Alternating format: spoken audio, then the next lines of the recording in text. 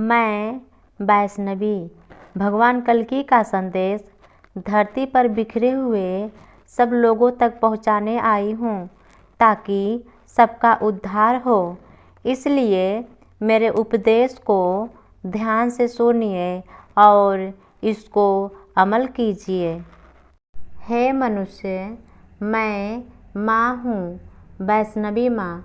मुझको लोग वैष्णवी माता कहकर पुकारते हैं। मुझको बनाने वाले ने मुझे अपने चरणों से छूकर इतना पवित्र कर दिया कि देवता भी मेरी धूल को माथे पर तिलक लगाकर स्वयं को धन्य समझते हैं।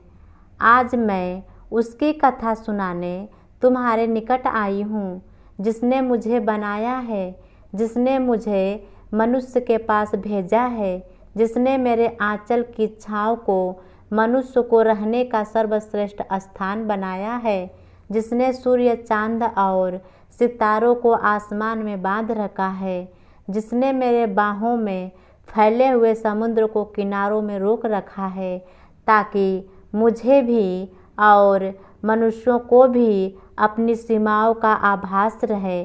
किंतु वे स्वयं अतीत हैं, अनंत हैं, जो जन्मदाता भी हैं और पालनकर्ता भी हैं।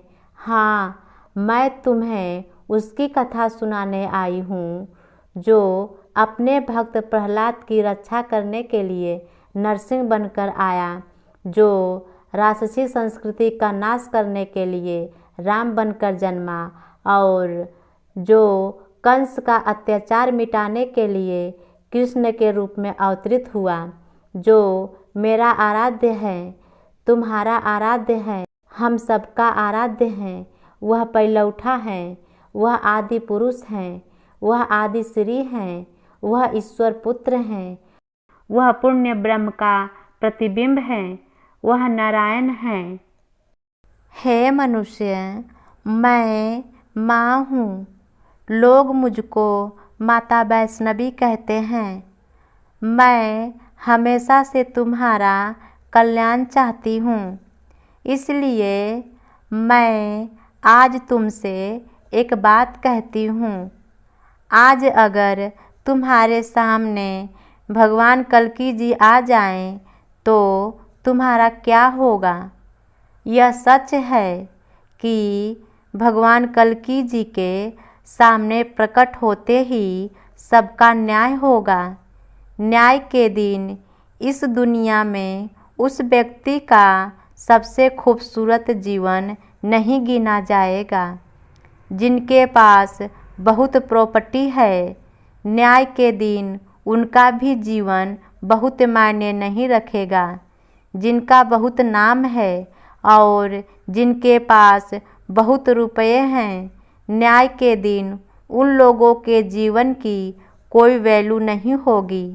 जिनको बहुत लोग जानते हैं, जिनके पास बहुत ज़्यादा धन है और जिनके पास गाड़ी, बंगला, सोना और चांदी है, न्याय के दिन जब आप भगवान कल्कि के सामने खड़े होंगे तो लोगों के उसी जीवन की प्रशंसा की जाएगी जो जीवन यहाँ पर भगवान कल्कि के लिए जी रहा था।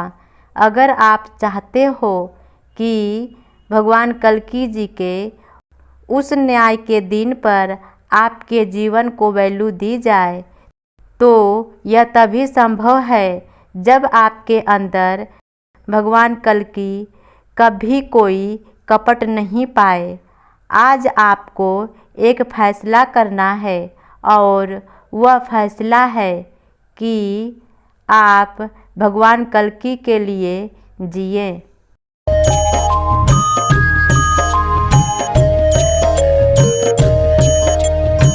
राम ने वचन दिया था उसको जब कलयुग आ जाएगा,